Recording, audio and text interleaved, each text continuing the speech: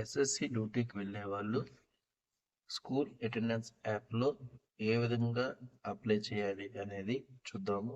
So attendance app ఈ విధంగా open చేసినట్లే మనకి లీవ్ మేనేజ్మెంట్ ఆప్షన్ వస్తుంది. సో ఈ లీవ్ మేనేజ్మెంట్ ఆప్షన్ క్లిక్ చేయండి. సో ఈ విధంగా చూసుకుంటే ఇక్కడ మనకి అప్లై స్పెషల్ డ్యూటీ అనే ఉంటుంది. సో చూడండి, ఇది అప్లై స్పెషల్ డ్యూటీ. సో దీనిపై క్లిక్ చేయండి. ఈ విధంగా ఈ అప్లై స్పెషల్ డ్యూటీ అనేది మనకి third Roman. So apply special duty టైప్లో ఇట్లా చూడండి, ఇట్లా మీరు డ్రాగ్ చేయండి కిందకి. So deputation, election duty, field visit, gram ward సచివాలయం అండ్ ఈ విధంగా చూస్తూ పోతే కింద వర్క్ అట్ డిఓ లాస్ట్కి వెళ్ళిపోండి. సో చూడండి, ఇక్కడ థర్డ్ కింద నుంచి మూడోది ఎస్ఎస్సి ఎగ్జామ్ డ్యూటీ అని ఉంది. సో దానిపై క్లిక్ చేయండి.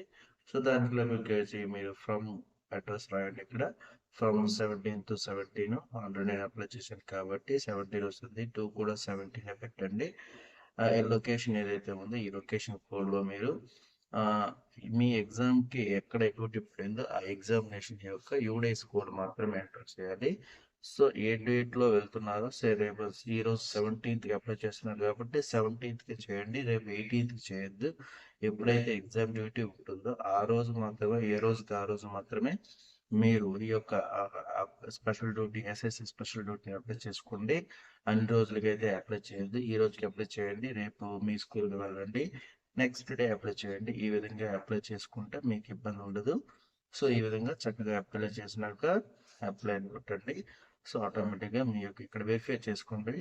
సో ఫర్ ఎగ్జాంపుల్ ఇట్లా వెరిఫై చేసుకుంటే మీ యొక్క ఎగ్జామ్స్ కరెక్టా కాదనేది తెలుస్తుంది. అప్లై కొట్టండి, ఆటోమేటిక్గా మనకి లీవ్ అనేది అప్లై అయిపోతుంది. Thank you very much.